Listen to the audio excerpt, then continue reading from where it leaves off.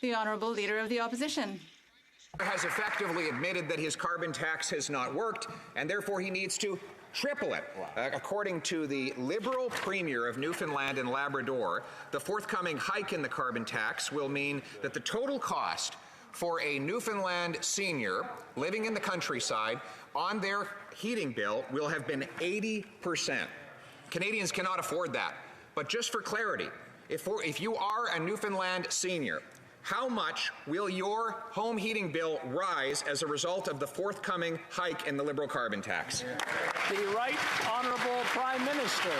Mr. Speaker, like all parliamentarians, we have each heard stories from Canadians who are struggling with the high cost of living, with the inflation that's been caused by the global crisis. That's why we're putting forward concrete measures that are going to help Canadians. We're going to double the GST tax credit that's going to hit millions of families with extra support. We're delivering on support for low-income families on dental, and we're also moving forward with support for low-income renters.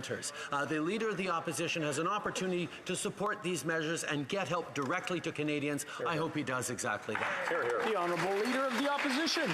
Well, the Leader of the Liberal Party has an opportunity to respect the fact that heating your home in January and February in Canada is not a luxury.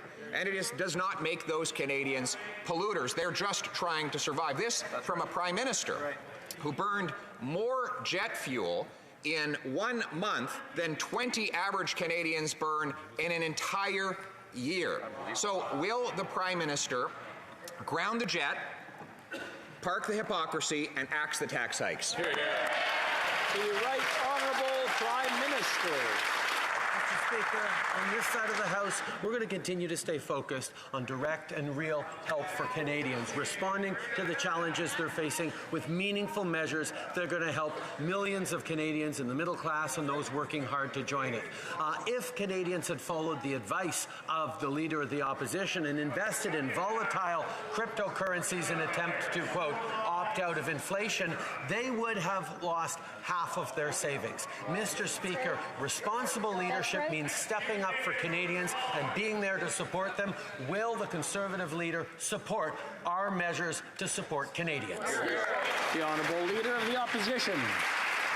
We will not support tax hikes on Canadians. Speaking of tax hikes, they plan to raise taxes on paychecks. Now, yesterday, the Finance Minister claimed that all the EI tax hikes that they would collect would go to EI benefits. In fact, I looked it up. Over the next 3 years, they're going to collect $10 billion more in EI taxes than they pay out in EI benefits, allowing the Prime Minister to grab up the difference and use it to feed his insatiable spending appetites. Canadians can't afford a bigger bite off their paychecks. Will the Prime Minister cancel his tax hikes on Canadian paychecks? The Right Honourable Prime Minister.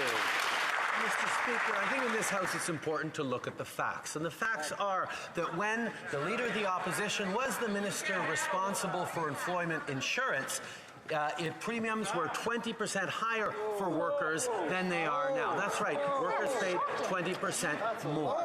That's why we're continuing to move forward to support workers. On the issue of the CPP, we promise to be there for workers as they become seniors to help them with their retirements, and that's exactly what we did. And in regards to pricing pollution, we promised it would no longer be free to pollute anywhere in this country, and it no longer is. That's what we're focused on.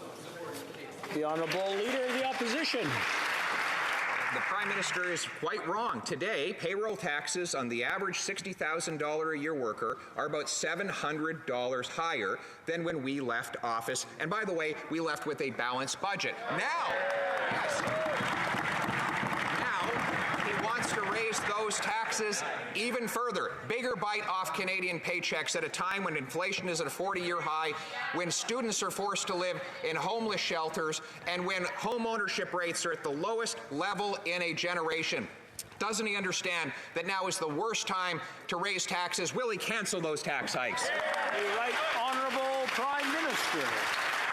Mr. Speaker, the Leader of the Opposition wants to go back in time. Let's look at what he was doing when he was in government. He continued to deliver child benefit checks to millionaire families, which we ended when we took office. And then he voted against raising taxes on the wealthiest 1% so we could lower them on the middle class. And he voted against a Canada Child benefit that delivers hundreds of dollars a month tax-free to every Canadian family. We've seen where this Leader of the Opposition stands. On this side of the aisle, we're going to stay focused on helping Canadians for real. Merci, Monsieur le Président.